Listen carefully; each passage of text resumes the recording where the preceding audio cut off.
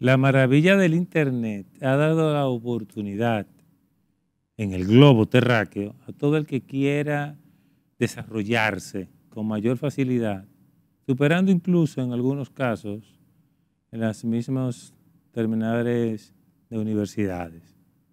La República Dominicana no es la excepción. Y hoy vamos a estar hablando con un youtuber, un analista, una persona que diariamente está trabajando dentro de lo que es su negocio, pero yo lo veo con mucha responsabilidad. La responsabilidad que vi me hizo interesarme en que hablemos aquí, él y yo, y ustedes que están viéndonos ahora y que nos van a ver también a través del mismo YouTube, porque al terminar yo cuelgo el programa. Me refiero a Neudi Santos. Bienvenido, Neudi.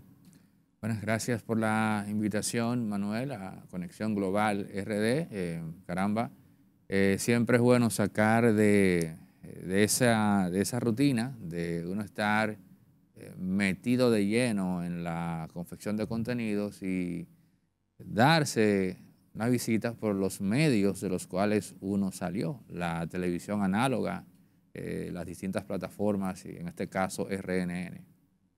Bien. Aneudi, llama mucho la atención el nombre, pero yo te quiero hacer dos preguntas. ¿Por qué impolíticamente y quién es Aneudi? ¿Qué tú puedes decir de Aneudi?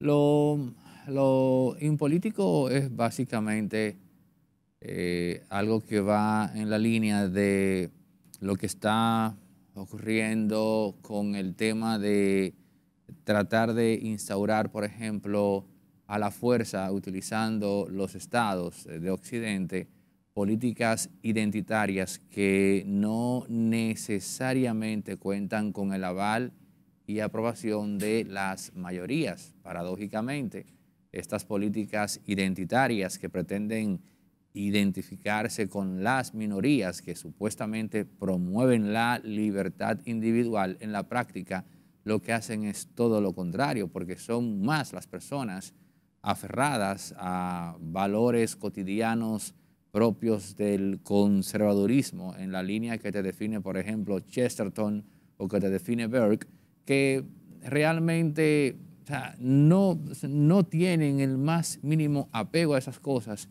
y se está tratando de utilizar el aparato político para eso. Es como una especie de lectura de Foucault en donde se interpreta la importancia que se le da al poder, amén de que él lo que plantea es básicamente como una especie de protocolo para que el poder no nos absorba, pero quienes escriben esto se han dado cuenta de que nada más efectivo que el poder del gobierno para tratar de imponer eso. En realidad, el ser humano Es lo que que el poder se quiere, ejerce con el poder y desde el poder y en el poder. el ser humano en sentido amplio lo que quiere es básicamente un espacio individual para hacer una familia, compartir con sus hijos, trabajar y compartir con sus amigos. Un individuo escasamente aspira a más de ahí, pero ese tipo de vida tradicional, convencional, se está viendo amenazada. Hay una visión del progreso que plantea, lisa y llanamente, que la historia humana es simplemente un camino hacia adelante, una flecha continua que rechaza el pasado. Frente a eso, yo me quedo con la definición que hace Chesterton del progreso, que es básicamente, como él dice, seguir adelante, pero conservando en tu interior tu pasado. Entonces, quien asume esa postura frente a toda esta aberración, bueno, pues es una persona impolíticamente correcta. ¿Y quién es Aneudi Santos? Tú, ¿cómo te defines? ¿Quién eres? ¿De dónde vienes? ¿De dónde te sale esa pasión por la comunicación? Un ser humano normal, o sea, un espécimen más de la especie que, digamos, exterioriza sus ideas, a sabiendas de que no necesariamente van a encontrar quien las absorba lisa y llanamente, porque caramba, o sea, si hay un tipo de diversidad al que tenemos que apostar es precisamente a la diversidad de las ideas, porque nada es más cónsono al individuo que sus ideas. Y allí donde se respetan las ideas disidentes del otro, se está respetando su individualidad. Entonces, si hay algo que tenemos que fomentar es eso. Ahora, cuando volvemos a lo mismo, cuando tú utilizas etiquetas procurando desterrar del ámbito del debate a una persona cuyas ideas no son cónsonas con las tuyas, y tú hablas de promoción del odio, por ejemplo, cuando hablas de ese fulano es un fascista, etcétera, etcétera, todas esas etiquetas peyorativas con las cuales se pretende no solo descalificar, sino también silenciar a quien tiene una idea diferente. Entonces, sé que cuando comunico mis ideas no necesariamente tienen que ser aprobadas. Ahora bien, precisamente de eso se trata, porque hablar de libertad de expresión, y ahí es donde la gente se equivoca, abogar por la libertad de expresión no es abogar por el derecho a yo, digamos, exteriorizar mis ideas. No. Abogar por la libertad de expresión es defender el derecho a comunicarse y expresarse de aquel que está opuesto a mí. Lo primero sería básicamente imposición unilateral de mi criterio. ¿Y de dónde eres? ¿De qué familia eres? ¿Cómo son ustedes? ¿Hay otros hermanos que igual que tú son de la comunicación? No, nosotros, mi familia viene de un campo, Río San Juan, Bojuco Alhambra, San José de Patrana, en fin, mi madre viene de allí. Llegamos a la capital 38 años atrás, en fin, ya no está en este plano terrenal, pero me quedó como legado el tema de sobreponerte a las dificultades que te depara el tránsito por este mundo. ¿Tú estudiaste publicidad? ¿O Psicología. Lo que estudiaste fue psicología. Sí, pero no la terminé. Estudié en la UAS, no la terminé. Luego me dediqué a la publicidad, luego a la producción de a la contenido. Comunicación estratégica. También, y todo de manera, digamos, autodidacta. Eso es lo que la modernidad ha puesto en las manos de esta generación. Que no es que uno no estudie, ni estamos negando que haya que prepararse, no. Él se preparó, él usó las herramientas que el sistema actual permite y se preparó en varias carreras. Yo te leí tu bibliografía, por ejemplo, tú eres estratega en comunicación para programas, personalidades, políticos, y eso se estudia. O sea que tú has hecho lo que muchos están haciendo a nivel mundial. Bien, entonces Neudit, yo que quiera preguntar, dentro de esa impolítica, esos análisis y todo lo que tú conoces y te llega, que dices hasta donde la realidad te permite, ¿cómo está el país? En el sentido general, ¿qué tú ves de este país? República Dominicana ha tenido un proceso continuo hasta ahora de avance que va desde los gobiernos del PLD hasta ahora. El dominicano tiende a ser, por un lado, pesimista, pero por el otro tiene una política o un criterio social muy básico que se puede traducir en abajo el que está arriba. Si tú te vas fuera de República Dominicana y tú comienzas a analizar la situación de los países de América Latina, tú te vas a percatar rápido de que al menos en cuanto al desarrollo socioeconómico, a nuestro país no le ha ido nada mal en los últimos 30 años. Es una realidad que lamentablemente nosotros como individuos no hemos sabido explotar porque somos presa de la manipulación. En los últimos 30. Estamos hablando desde 1996 hasta acá.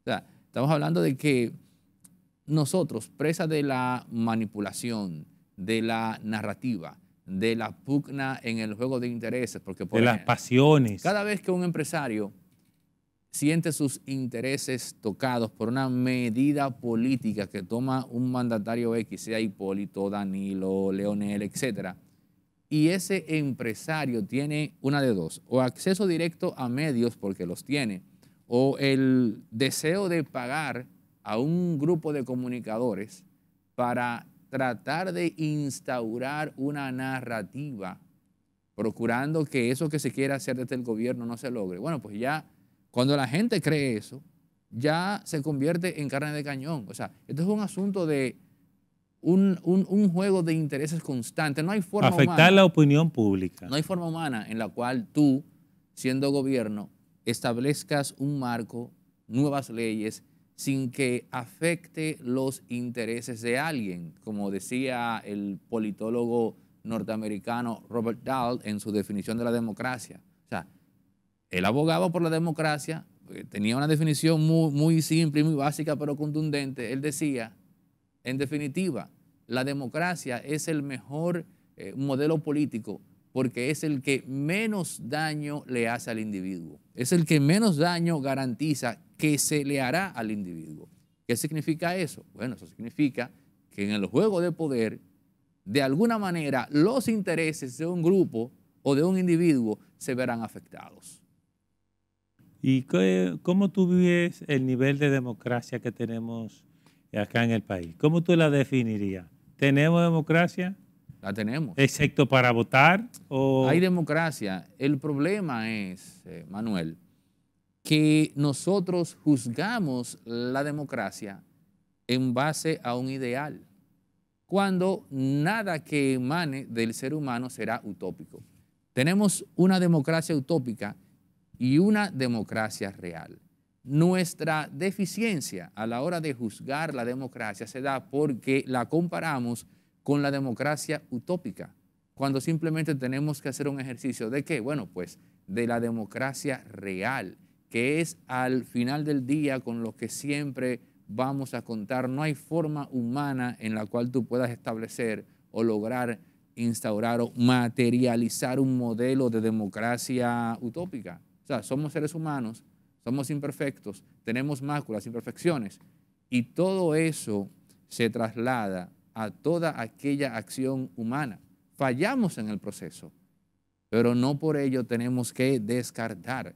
La democracia, yo particularmente, la defino como una ficción necesaria para lidiar con la disonancia que causa en el ámbito social la desigualdad.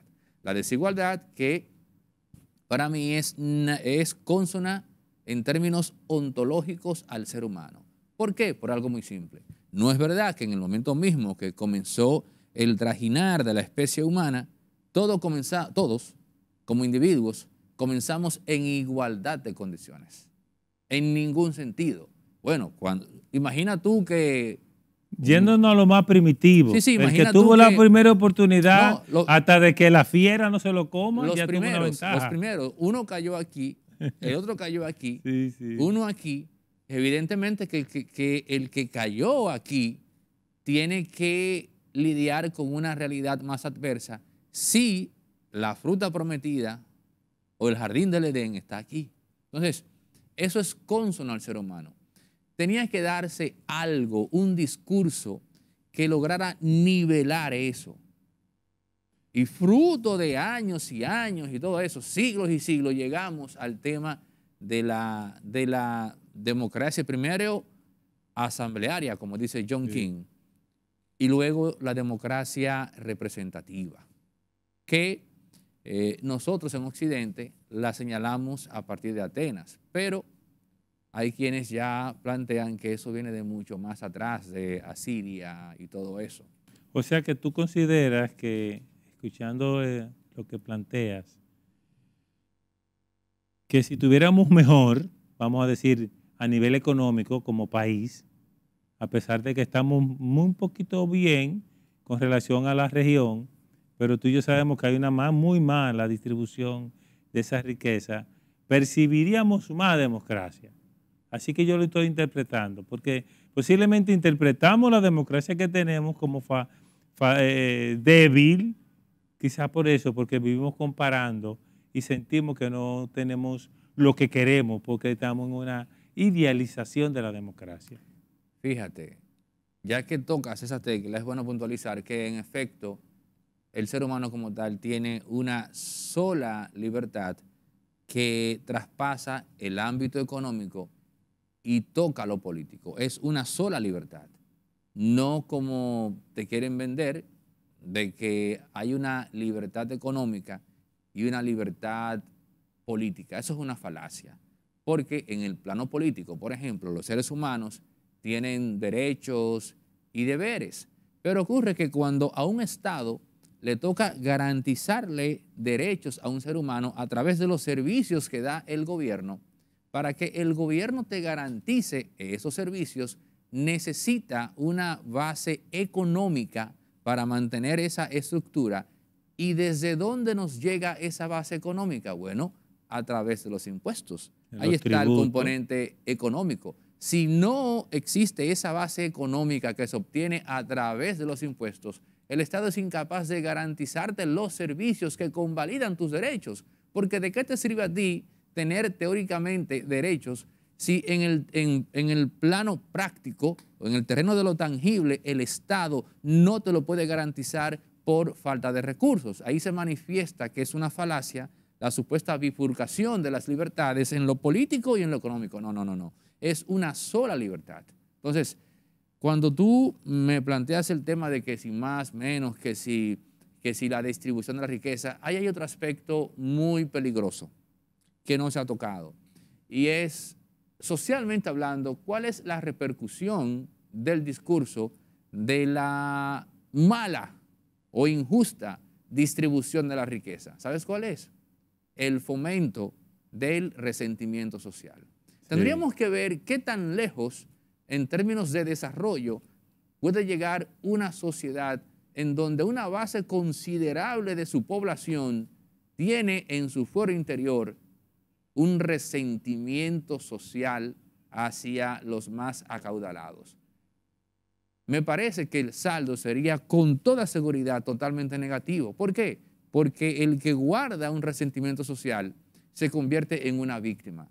Una víctima es un ente pasivo. Un ente pasivo es una persona que es incapaz de accionar. Y una persona que es incapaz de accionar, a su vez, es una persona inhibida de hacer cualquier cosa para su beneficio propio.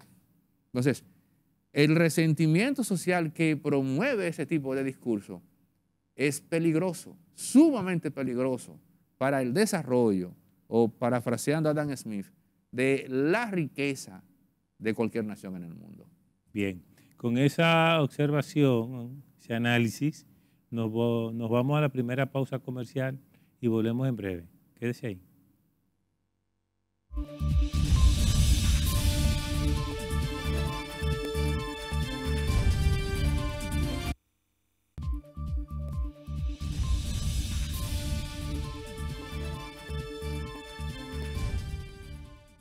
Seguimos con Aneudi Santo de Impolíticamente Correcto. Me llamó mucho la atención ese título y inclusive lo leí. Y sobre todo su forma de analizar, valiente, tenaz, diario. O sea, el hombre se faja. No es solo un sueño. O sea, que tiene además una combinación muy interesante de valores. Aneudi, nosotros hemos estado hablando de democracia, de desigualdad social, económica. Tú apuntabas varios elementos. Pero yo quiero hacerte otra pregunta. ¿Cómo tú ves esa dinámica política que tenemos óigame, nosotros no hemos dejado de estar en campaña desde que ganó Luis Abinader? ¿Cómo ves la dinámica política de ese tripartidismo que está dominando a la República Dominicana? PRM, Fuerza del Pueblo, PLD, que sigue vigente y un partido sólido. ¿Cómo tú los ves individual y cómo los ves juntos? Nuestra dinámica política está inmersa en una dinámica aún mayor, que es básicamente en la que se ha inscrito la cultura occidental, en donde, debido a que ya tenemos una estructura de información, la infocracia, le llama Byung-Chul Han, en donde el hecho de tener la capacidad técnica de comunicar las cosas en fracción de segundos lo ha cambiado todo. Para que tengas una idea, en Inglaterra, en el siglo XIX, ir de un lugar a otro, en tren incluso, te tomaba semanas. En Estados Unidos, viajar desde el este al oeste te tomaba no menos de un mes, pero esos trenes, ¿qué llevaban en su interior, amén de las personas? Llevaban información, cartas.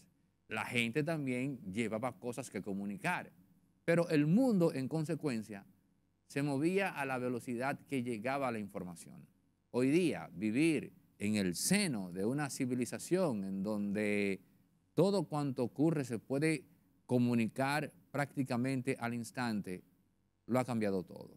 Esa realidad ha hecho que los sucesos históricos ya no se demoren tanto y que incluso en el mismo interregno de una generación se den cambios que si tú los comparas con siglos atrás, dirás, bueno, pero nos tomó tanto llegar aquí y fíjate cómo ahora en un año logramos eso. Es lo que plantea, por ejemplo, Cixin Liu en el problema de los tres cuerpos.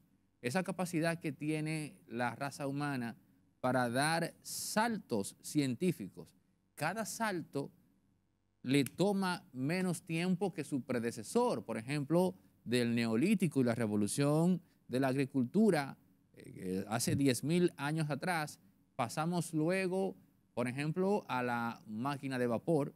Antes pasamos a la esclavitud, que se mantuvo paralelamente, pero de la máquina de vapor a la electricidad no nos tomó llegar ahí otros 10.000 años, pero aún hay más.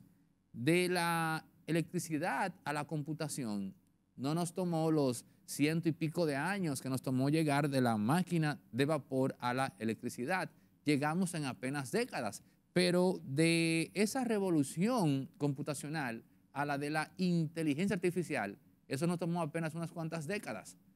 Así que si tú proyectas eso a futuro, tienes que concluir que el próximo gran salto llegará más pronto de lo que a simple vista se puede imaginar. ¿Qué significa esto? Bueno, que lo político no está exento a eso. O sea, las revoluciones, los cambios políticos significativos, por más conservador que sea el escenario de República Dominicana, no será la excepción.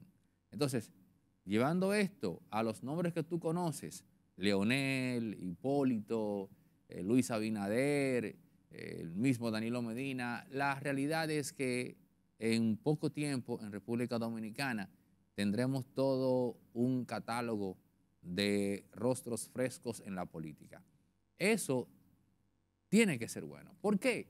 Bueno, pues porque... O sea, tú me estás diciendo que de los líderes actuales, ya en las próximas elecciones vamos a comenzar a ver que algunos van o no estar participando o no van a estar posiblemente vivos. Las próximas elecciones serán el colofón de figuras archiconocidas como Leonel Fernández, en caso de que no las gane, ¿no? Pero en esa misma línea, también, lamentablemente, para el presidente Luis Abinader, fruto de lo que ya te he comentado, Que es el más joven, ¿no? sí, De por eso los digo, 5. lamentablemente, su vigencia política será la más corta. Tú no vas a poder comparar. Pero también es una dinámica global, la Neudi, porque el mismo Moisés Naín, en su libro Algo del Poder, dice eso, que el poder es cada vez más fácil de conseguir, cada vez más fácil de perder, ¿entiendes? Y cada vez más fácil de generarse problemas. Pero de hecho, ya que hablas del poder explícitamente, la transparencia que surge a raíz de esa capacidad que tiene el ser humano de comunicar y dejar saber las cosas en tiempo real, la transparencia que surge de eso ha alterado la noción de poder, porque la noción básica que se tenía del poder tiene que ver o se manifiesta en una frase que dice, la información es poder. Esa frase que la hemos escuchado cientos, miles de veces, Sí. no es una frase casual, es porque en efecto el poder es información, pero la información se traduce en poder solo cuando dispone de ella un grupito. O sea, información Sí. que los demás no conocen, pero que yo sí tengo. Pero ¿qué ocurre cuando yo tengo esa Información información? Sí, privilegiada sí, pero hasta ese momento. privilegiada, Mientras la pero tiene un grupito. basta con que un Juancito Pérez, por la razón más inesperada, sepa esa información, porque ya él en sus manos tiene la capacidad de esparcirla a todos.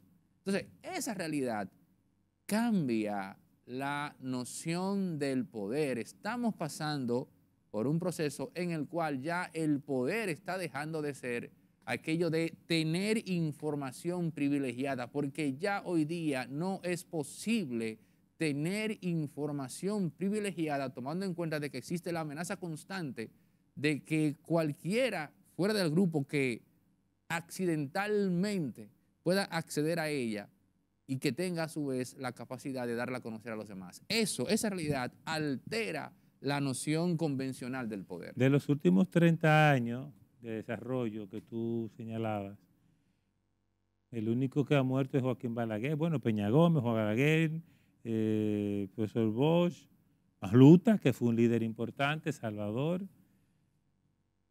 Pero en la misma pregunta del tripartidismo, van a desaparecer, lo entendí, pero me pregunto, y te pregunto, ¿han respondido el liderazgo político dominicano a la altura que este pueblo se lo merece? ¿O eso es lo que no merecemos? Yo no tengo particularmente una visión tan agiográfica del pueblo dominicano. Yo voy a extraer una frase del gnosticismo que dice, como es arriba, es abajo. Esa idiosincrasia tan criticada por nosotros desde la clase media y quizás un poco más a nivel frugal, es un asunto lineal. O sea, todo aquel, o muy probablemente muchas de las personas que critican ese accionar del poder, si les tocase estar en esa posición, ¿No harían igual? harían lo mismo, porque Sí. es un asunto ya que es de nosotros Es como idiosincrasia. tal. Entonces, tratar como de santificar al resto de la sociedad dominicana y pintar al político como el malo, eso no nos va a ayudar, no, o sea, a avanzar social y políticamente. Es una única realidad y te diré algo. La razón por la cual un político puede seguir haciendo esas cosas que le criticamos con tranquilidad es en efecto porque él reconoce y o siente y sabe que el 90% de quienes le critican, si estuviese en su posición, harían simplemente lo mismo. Eso le sirve a él para no generar cargo de conciencia alguno. Eso es lo lamentable, que lo que critican o criticamos posiblemente es lo que estamos esperando nuestra oportunidad. Tú sabes que hay muchos movimientos políticos y partidos políticos. No voy a mencionar ninguno porque la pregunta no los quiero involucrar, pero tú sabes quiénes son, nuestros televidentes saben. ¿Por qué aquí no hay una fuerza opositora de esos partidos emergentes que se unan si de verdad quieren un cambio, vamos a decir, de gobierno? ¿Qué es lo que pasa? ¿Qué tú has visto? Mira, que no exista la capacidad en la oposición de hacer un gran frente contra el gobierno, tenemos que verlo como algo natural, propio precisamente de lo que yo llamo la individualidad en el poder. Ahora bien, a quien le toca teledirigir esto, y sé que hay mucha gente que dirá, bueno, es una cosa perdida entonces, si es así como lo ves, es a la sociedad dominicana. Porque lejos de lo que se piensa, la famosa regulación, por ejemplo, que se pide para maniatar al mercado, o la regulación que se pide para que haya transparencia y menos corrupción, no viene de los empresarios al gobierno, ni viene del gobierno a los empresarios. En la práctica, la regulación se da a través de la población civil.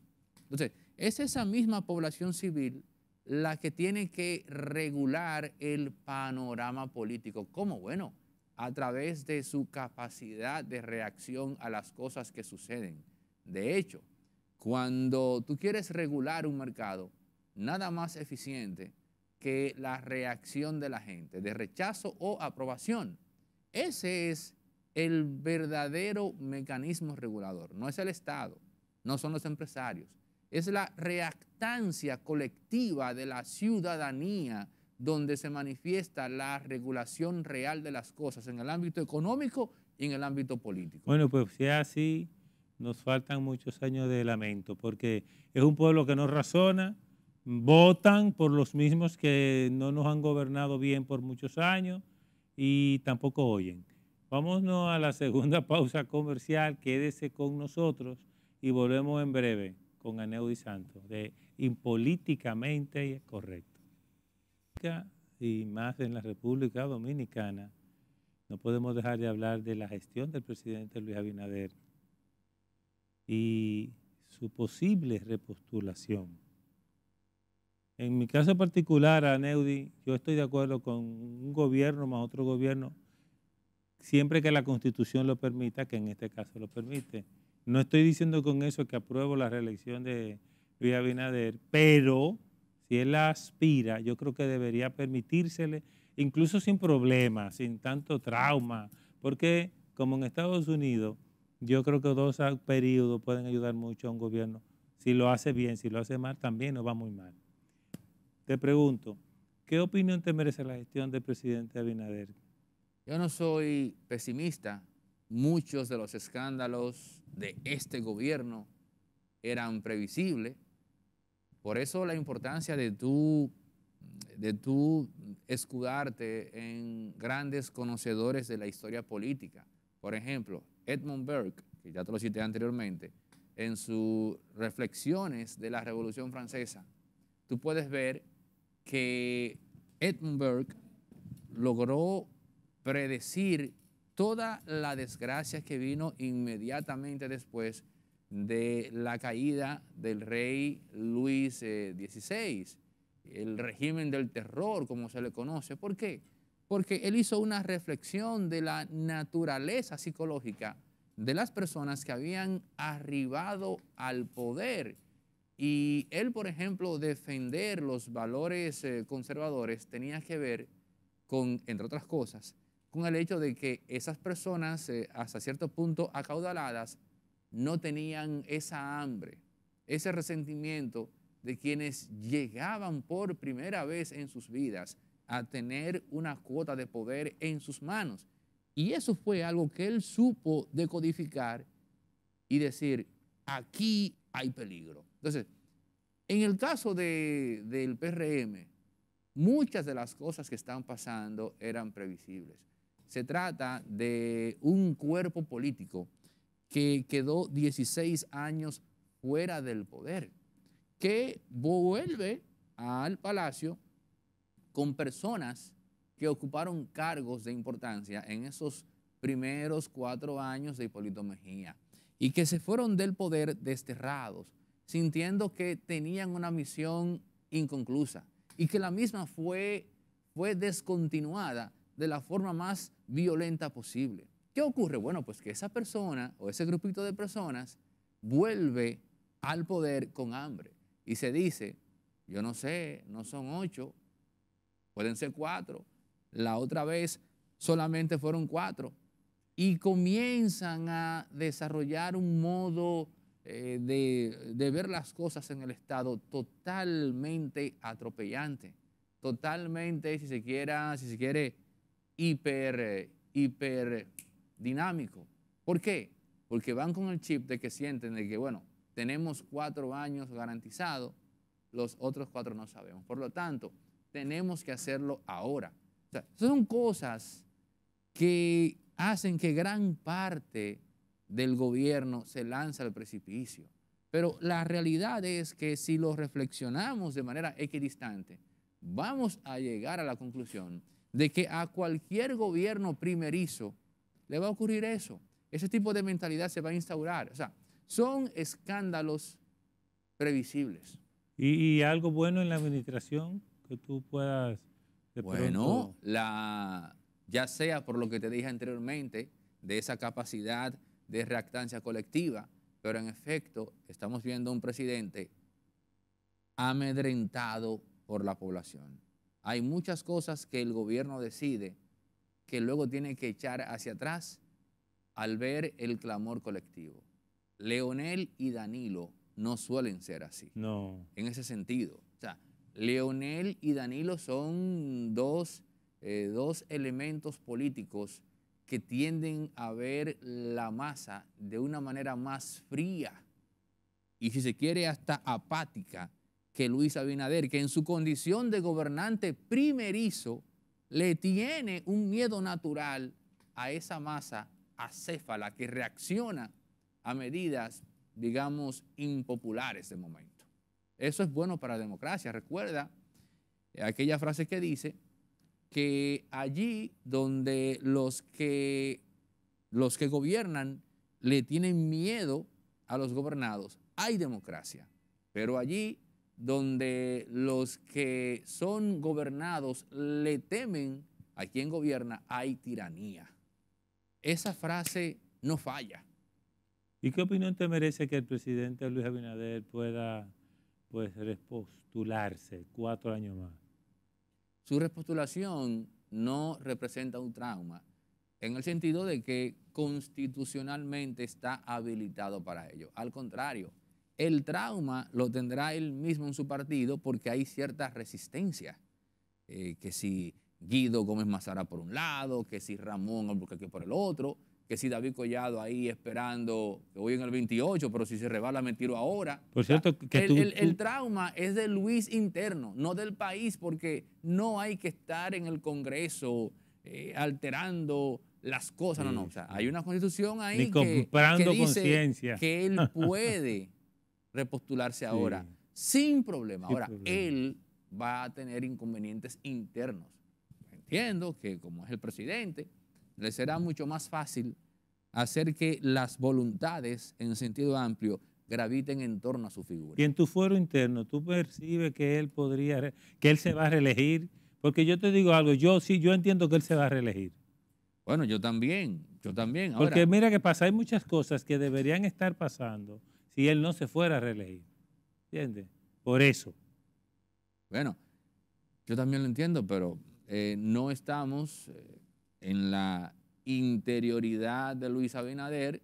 Si así ocurre, me parece que sería el primer presidente de la República Dominicana que, teniendo la Constitución a su favor, osa no repostularse, porque además eso representa un gran riesgo, porque, ok, me voy del poder, pero ¿qué sentido tiene irme del poder si ni siquiera me voy como líder de mi partido? Exacto. Y para que él se quede como líder indiscutible de su partido, en caso de que le interese, que entiendo que sí, bueno, pues el que lo releve, tiene que perder las elecciones ahora para que quede la impronta de que solo se gana con él.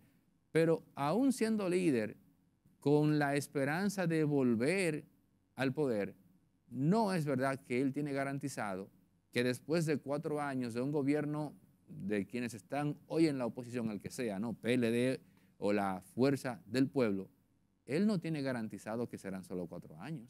Nadie se lo garantiza. Entonces, es un asunto sumamente arriesgado. Pero vamos a ver, ya falta poco para saber si va o no va. Tú hablabas de David Collado en algún comentario que hiciste. ¿Qué es lo que tú ves en él? Bueno, es un perfil político que está ya decidido a llegar al poder. Eso no es malo, es entendible porque, caramba, de eso se trata la política. Ahora bien, él está dispuesto a quitar del medio a toda figura política que se le interponga en el camino. Claro, digo quitar del medio en términos políticos. Sí, sí. Que si Carolina Mejía, que si Wellington Garnot, en fin. Viene una disputa. También mencionabas a Wellington, Sí. que hizo un trabajo muy importante a nivel nacional en las elecciones pasadas. Sí, porque él fue candidato presidencial también, compitió con Hipólito y compitió con el mismo Luis Abinader en esas elecciones primarias que salió siendo Luis Abinader el candidato. Entonces, David Collado tiene claro ya que lo de él es el 28 y repito, si Luis se resbala, ahora. Pero en esa misma línea también Carolina Mejía. Carolina cuenta con una ventaja que no tiene David Collado y es que ella tiene a su padre de asesor político. Sí. O sea, no puede existir para ella mejor asesor que el expresidente Hipólito Mejía. Que conoce la idiosincrasia del pueblo dominicano. Eso es una realidad. Un hombre brillante, Amén. La gente no entiende esa manera de él manejarse, pero es porque así es que el pueblo entiende. Amén de que nos agrade o no, es un gran estratega político. Sí. Entonces eso para ella le suma de cara a David Collado, que tenemos que recordar que todo lo que ha obtenido en la política no ha sido fruto de un trabajo orgánico en las bases, sino básicamente fruto de acuerdos tras bastidores de Danilo Medina con los Vicini, de Luis Abinader con los Vicini, etcétera. Siempre ha sido así. ¿Y eso podrá tener algún fruto político que lo lleve a la presidencia? Él tiene, si su proyecto es para el 28, como todo pinta, él tiene 4 años, que me parece que hoy día es tiempo suficiente para tú trabajar orgánicamente en las bases de ese partido. 4 años, pero tienen que ser 4 años dedicados andando al país constantemente, para que cuando llegue al 28, pues ya tenga estructuras orgánicas, porque incluso el mismo Wellington Arnott tiene mejor estructura que David Collado. Carolina, tenemos que recordar que el padre fue presidente. Hay mucha gente ahí, han pasado ya, vamos a ver, más de 16 años, pero hay mucha gente ahí todavía en el PRD-PRM que siente que le debe a Hipólito. Sí. Gente a nivel medio en ese partido, que son estructuras que de alguna, bueno, y ella también, como alcaldesa, también pues estará trabajando para dejar alguna estructura orgánica. Así que hay que ver, pero el asunto está por ahí. Y que, o sea, que no necesariamente, independientemente de quienes lo patrocinen, a él le va a resultar fácil ser el candidato al 28 como él aspira necesariamente. Porque ya hay entre Carolina, Wellington y ella, ellos son 3. Sí, pero no le va a resultar fácil a David Collado. No le va a resultar fácil, no. Lo podemos decir. No va a ser fácil. Ese camino a la presidencia en caso de ser el candidato presidencial no será un camino fácil. Bien. Bueno, señores, con esto despedimos el Conexión Global RD de hoy, agradeciendo a Neudi Santos su participación. No, gracias a ti y a tu equipo hacerme compartir una hora, ¿no?